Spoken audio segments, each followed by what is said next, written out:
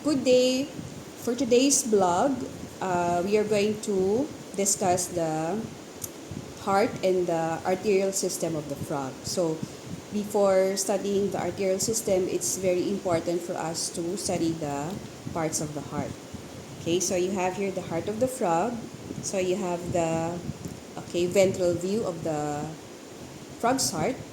So you have here the ventricle, and then the superior chambers are the auricles. So you have here the right auricle and then the left auricle.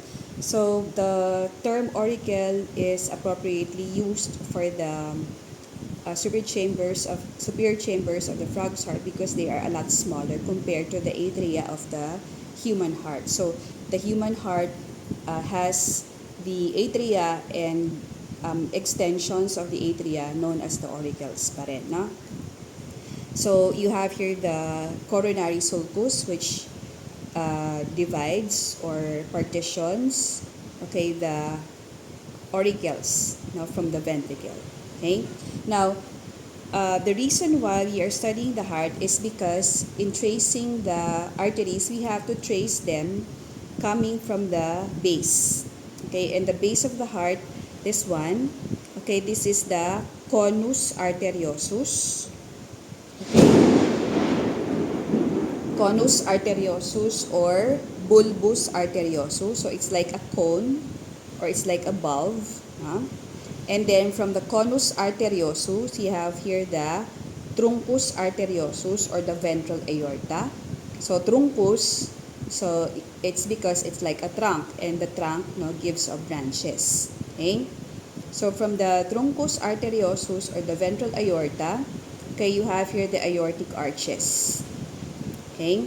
And from each aortic arch, you have three branches or tributaries. So you have one, and then you have two, then you have three. So the first branch, that's the common carotid artery. So from the term common carotid artery, it's the union of the lingual artery. This is actually the external carotid artery, which collects blood from the tongue and the hyoid. And then this one, where you see the carotid gland, this is the internal carotid artery, which supplies blood, to the brain, spinal cord, the eyes, the buccal cavity, and the other parts of the head.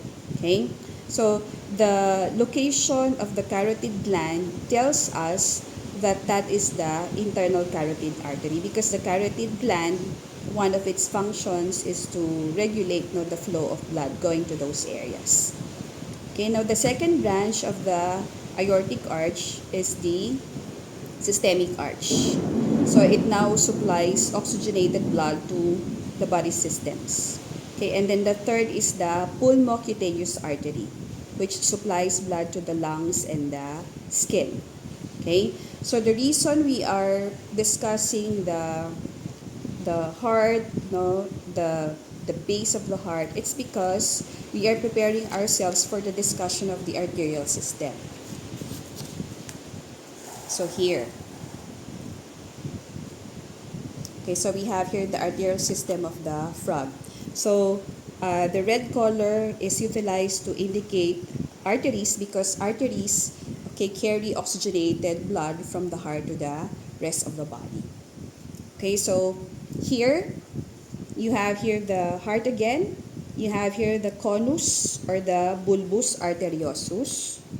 And then you have here the truncus arteriosus or the ventral aorta. Then you have here the aortic arches. So we said each aortic arch gives off three branches. You have one, you have two, you have three. That's why we discussed them earlier. So the first branch again is the common carotid artery, which is the union of the lingual artery or external carotid artery, again supplying blood to the tongue and the hyoid.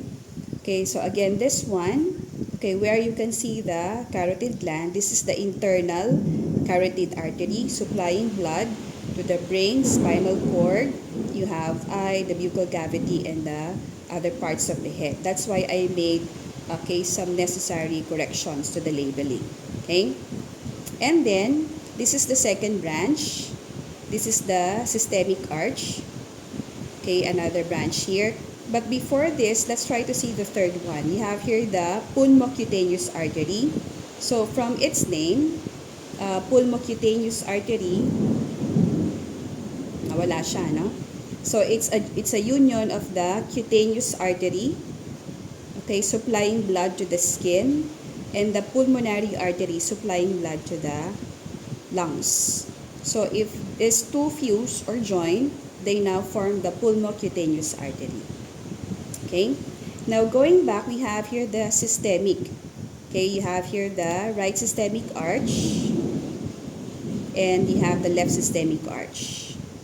From the systemic arches, okay, arise the subclavian artery, no, which now supplies the shoulder and the arm. Okay, you also have here the subclavian artery. And then, okay, so take note that the right and left systemic arches, okay, they now fuse, forming the dorsal aorta. Okay, so this is like the post cava that we discussed in the previous blog. No? So from the dorsal aorta, again you have branches supplying the kidneys. So these are the renal arteries. And then from a renal artery, you have here the genital artery again. Then there is an extension, you have the oviductal artery supplying the oviduct. Huh? So again, genital is a generic term. If it's a male, so the artery is the spermatic artery, and if the specimen is female, it's the ovarian artery. Okay? And then going down, okay, so the dorsal aorta further branches to become three. Okay, so you have here the right and left common iliac arteries, okay, supplying the leg. So it now further branches to become the femoral artery, again, which supplies the anterior and dorsal part of the thigh, and then the sciatic artery supplies the posterior part of the thigh and the rest of the leg. And then you have here the posterior mesenteric artery, okay, which supplies blood to the cloaca, to the urinary bladder, and the other structures near it. Okay?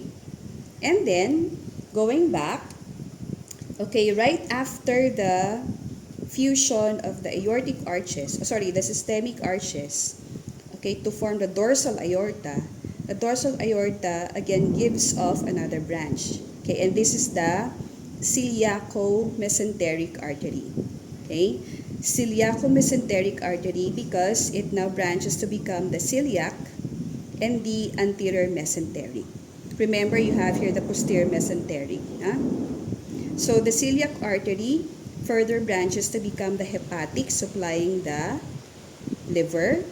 And then you have here the pancreatic, supplying the pancreas, and gastric, supplying the stomach. And then the anterior mesenteric artery gives off the splenic artery, supplying the spleen, and the intestinal artery, supplying the intestines. No? So you have the small intestine and the first part of the large intestine. Okay? So that if you're going to trace the flow of blood from the heart, say going to the urinary bladder, no? So you start with the conus arteriosus, and then truncus arteriosus, and then you have the aortic arch, and then you have the systemic arch, and then you have the dorsal aorta. From the dorsal aorta, okay, you have here the posterior mesenteric artery, okay, and then you have the urinary bladder. So if you're familiar already with the veins and the arteries, no, you can combine the tracing. Okay, so what we can do, for example, is trace the flow of blood, trace the flow of deoxygenated blood, okay, from the brain going back to the heart, and then from the heart, say, going to the stomach. Okay, so please remember, from brain to heart to stomach. Huh? So the way to do that, no, from the brain, so blood now is collected by the interjugular vein, okay, going to the middle innominate vein, okay, going to the precava, and then heart. And then from the heart, it undergoes, the blood no, goes to the lungs. Okay, for circulation, maybe in another blood, I can discuss that. No? Then after oxygenation, so blood now, oxygenated blood returns to the heart via the pulmonary veins. So that's why no, it can be stated that all veins carry the oxygenated blood except for the pulmonary, because the pulmonary veins, they carry oxygenated blood, no? And all arteries carry oxygenated blood except again for the pulmonary arteries, which carry the oxygenated blood. Okay, now from the pulmonary veins, so blood now enters the heart, no? And then from the heart, it will now be distributed. Okay, so we said that the target distribution area is the stomach, no? So from the heart, you have conus arteriosus, truncus arteriosus, then you have the aortic arch, again you have the systemic arch or the systemic arches, and then dorsal aorta, and then ciliaco-mesenteric artery, and then celiac artery. From the celiac artery, you have gastric artery, and there you go to the stomach. Okay, so that's the beauty of knowing, okay, the areas that are drained by the veins and the areas that are supplied by the artery, so you can eventually play with the circulation. Okay, so it's a good exercise. So again, we go to the more exciting part, no, trying to locate the actual arteries this time.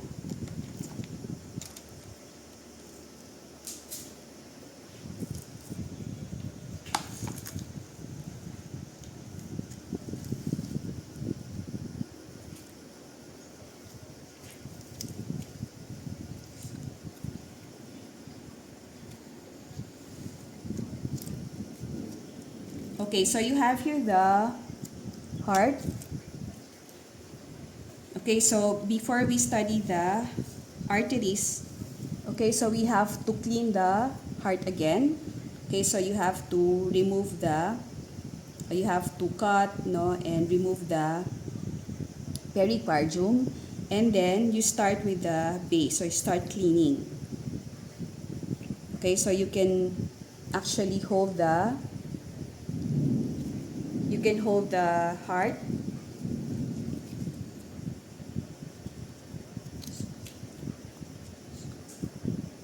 Okay, and then you start cleaning.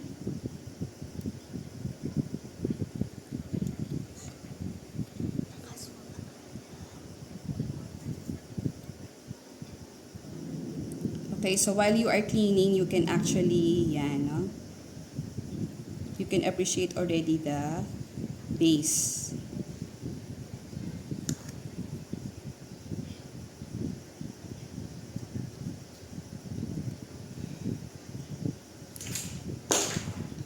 Maximum zoom na yan.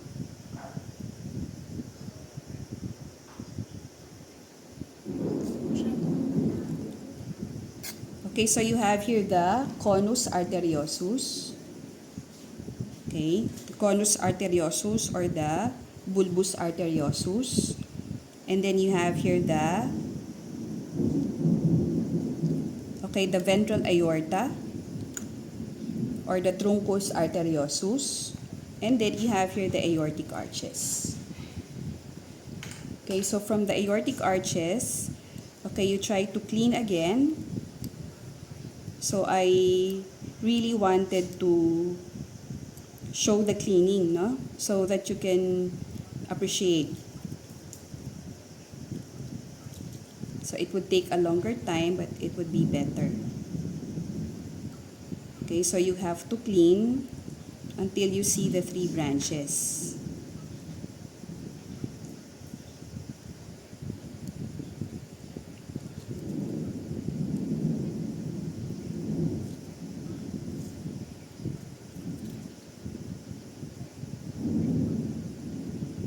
You just have to be very patient, no? Especially if, okay, you have a very, very small specimen.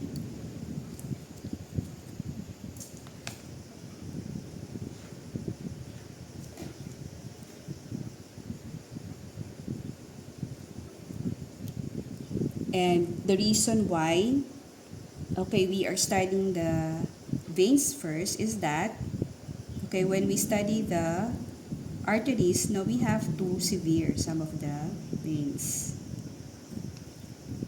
Okay, so that is what is happening right now.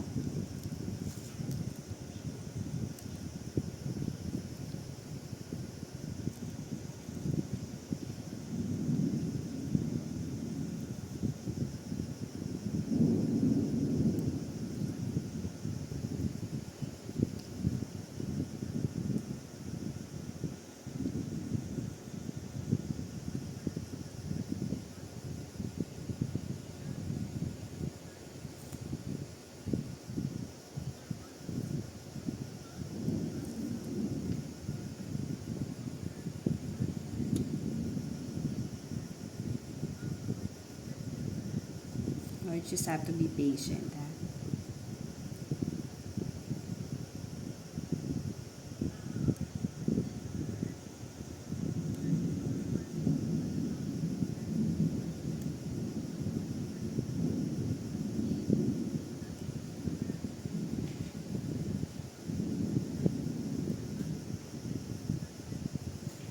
Okay, so after cleaning, we can already see the three branches.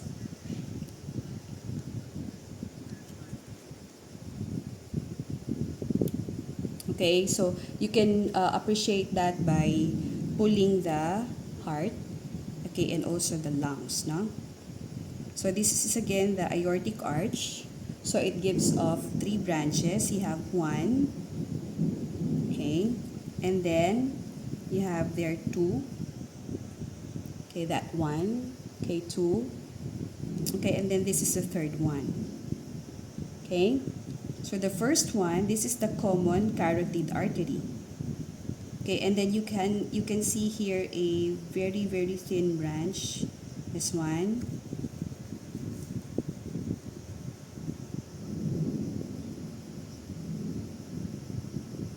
Okay, it's very thin, na? So that's the external carotid artery or the lingual artery. And then the larger one, okay, this one. Yan. So this is the internal carotid artery, no, which supplies blood to the brain, the spinal cord, the eyes, the buccal cavity, and other parts of the head. You can actually appreciate the carotid gland. It's here. Okay? And then the second branch, this one. This one. So it loops down. So later we're going to see that, no? So in the meantime, we go to the third. Okay, so this is the pulmocutaneous artery. Okay, so again, it's pulmocutaneous because it's the union of the here, no, the cutaneous artery. Okay, and the pulmonary artery. This one. Okay, supplying the lung. Okay, so those are the three branches of the aortic arch. Now we go to the second branch, this one. If you're going to trace it now would look down.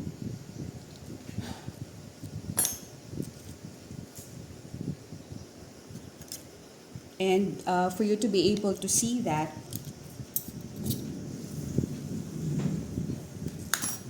okay, so we have to sever, okay, some of the muscles.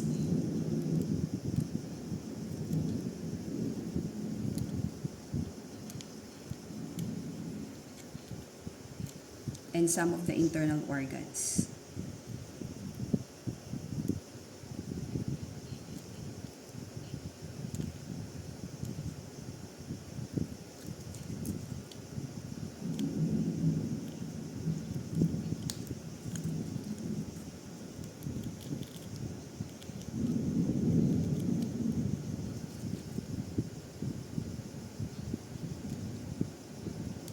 Okay? Okay, so this is it. Okay, so again, no, from here it loops down. So this is the systemic arch, and then from the systemic arch, okay, you can see that yan, it gives off a branch. Okay, so this is the subclavian artery. it looks dark here, no, but it's an artery. Okay, that's the subclavian artery, supplying blood to the arms. And then, okay, you can see here the right, okay, the right systemic arch and the left systemic arch.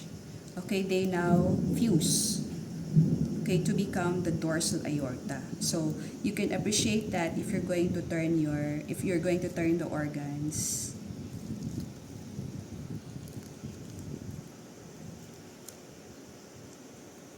And see that, no, at the back of the kidney. Okay. Okay, so you have there the dorsal aorta. Okay. So you have here the, okay, comparing the post cava. If you can still recall, no, the post cava. So you have here the dorsal. Okay, here, dorsal aorta. Okay, this one. And then from the dorsal aorta, yeah, no, you have here the renal arteries. Okay. And then some arteries now would go to the ovary to become the ovarian artery. And then, okay, so going posterior. Okay, so you have here the forking or the branching. Okay, so here you have here the common iliac and then the common iliac, and then a very faint artery. I'm not sure if you can see that. No, so that one. So that's the posterior mesenteric artery. Okay. So again, you have the common iliac. Now you have the left common iliac, the right common iliac, and then this one there. Now that's the posterior mesenteric artery. And in the next blog, no, the topic would be the nerves. So these are the nerves. So you have to identify, you have to distinguish, okay, an artery from a nerve, okay, from a vein. Okay? So there.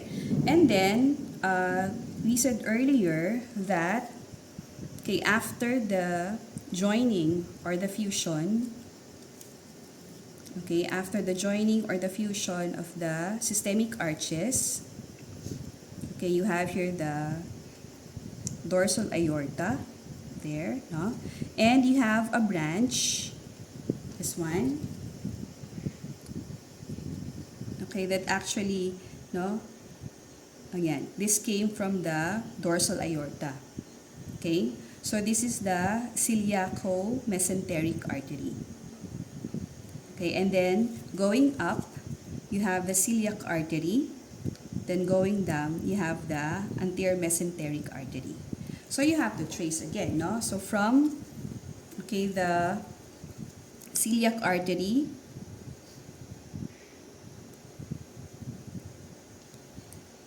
okay, so again, you have to be very careful, no? Okay, so you have, yan, diba? So this is the celiac artery. So you have branches, okay, going to the intestine, the stomach. You have here the gastric arteries. And then you have one, okay, would go to the,